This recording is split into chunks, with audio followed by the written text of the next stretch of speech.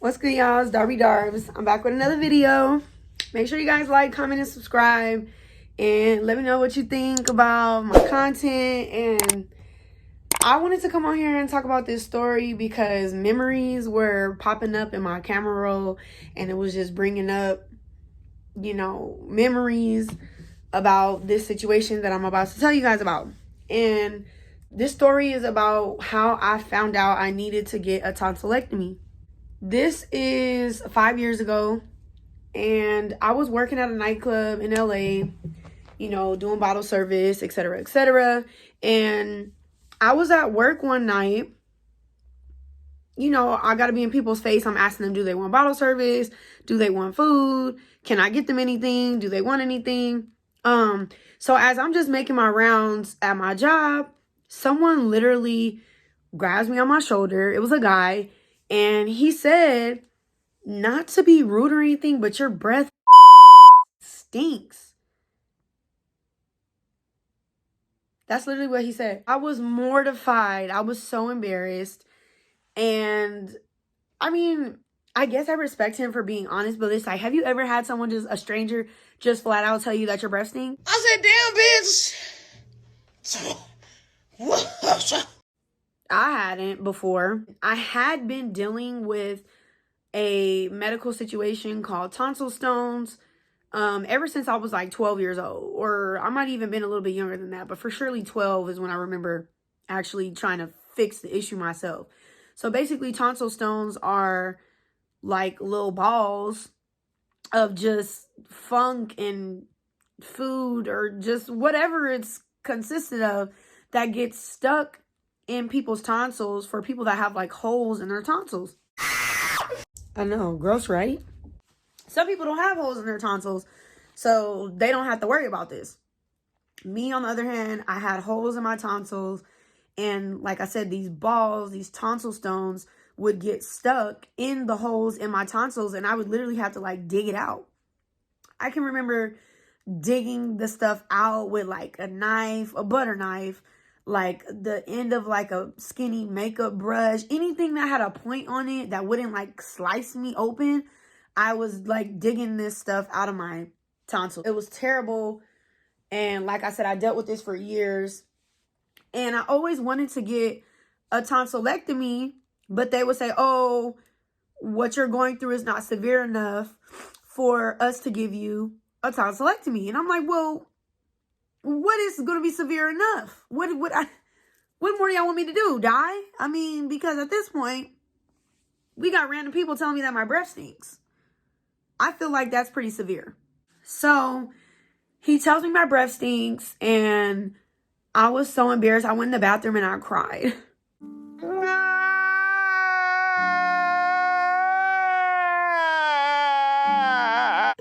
I went in the bathroom and I cried, and I just started, gather myself real quick. But I was like, you know what? It's okay. At least he told me someone that I don't know and probably will never see again, someone that I don't even care about, rather than it being like, my next husband that was in my face and my whole breath smelled like dookie. So I go outside to my car, and I'm literally in my car, like with the light on my phone, trying to figure out what is going on inside my mouth, why my breath stinks so bad, because I know that I brushed my teeth right before I came to work. I hadn't eaten anything. So I'm like, I don't understand why my breath will be stinking that bad. Sure enough, I realized that I could see like the tip of one of those tonsil stones sticking out of my throat. And I'm going to watch this video with you guys, and I'm going to warn you guys. It's pretty gross. It's pretty gross. So if you don't like stuff like this, you might as well just skip like 2 minutes ahead. But for the people that do like little Dr. Pimple Popper stuff and like that, hey, this is real life. This is literally what I went through, that a lot of people don't even know that I went through this. It was like really traumatic. So, all right, we're going to watch this video.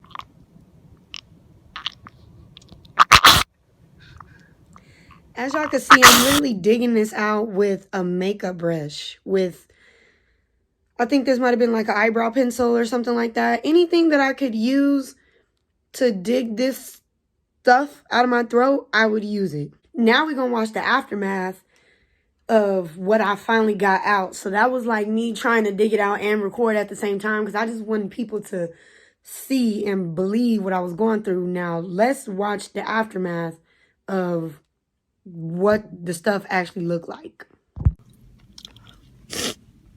And these smell, do y'all see how big they were? They smell exactly one tonsil. Like it was swole up because all of those were in one tonsil.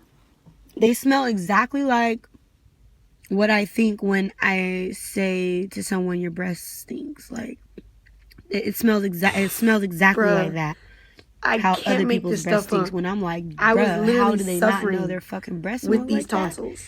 These smell like that. It's crazy. I need to get my tonsils taken out because, like, yeah, this shit is overboard now. 4 big ones, they all came out the same hole. Okay, so after this incident of me digging those out, I already had it in my mind that I wanted to get a tonsillectomy, but I just didn't know how to go about it because I had mentioned it before, and like I was telling y'all, the doctors was saying what I was going through was not severe enough, which, bruh, I don't think it gets any more severe than that. However, I think it was about 3 months after this video, I then proceeded to take a trip to Miami with some friends and associates, and I had another incident where my tonsils swelled up so big to where I had a fever of like 102 degrees. I couldn't breathe correctly, and I was panicking. Like, I literally thought I was going to die. And I actually ended up going to the emergency room in Miami, and I actually got put to sleep in the emergency room, and they had to make like a little incision in my tonsil to get what I just showed you out again. I don't have any videos from when I was in the hospital in Miami. Any videos, pictures, or anything of that transpiring because it all happened so fast. I didn't have no service. I was literally in the emergency room in Miami. I think it was called like Cedars-Sinai or something like that in Miami for 8 hours by myself. It was crazy. It was literally crazy. I will never ever forget that experience. At this point, like I'm saying, I'm traumatized because I'm going through like life or death situations all behind my tonsils. So after this picture right here, hate to show it again. Look at it! I want all of you to look at it! When I came back to California and I told my dad and my mom what happened, my dad basically exploded and made a couple phone calls up to Kaiser. And I always say, you know, yelling at people over the phone who don't even have anything to do with what you're trying to get done is not ever going to fix your situation.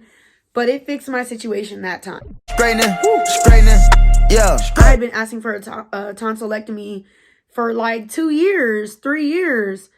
And they just kept saying, oh, we can't do it.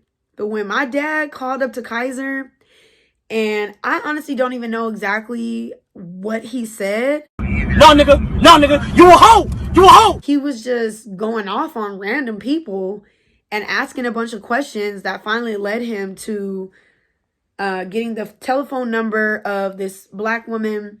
We appreciate her. She helped the whole process go down. I think her name was Penny.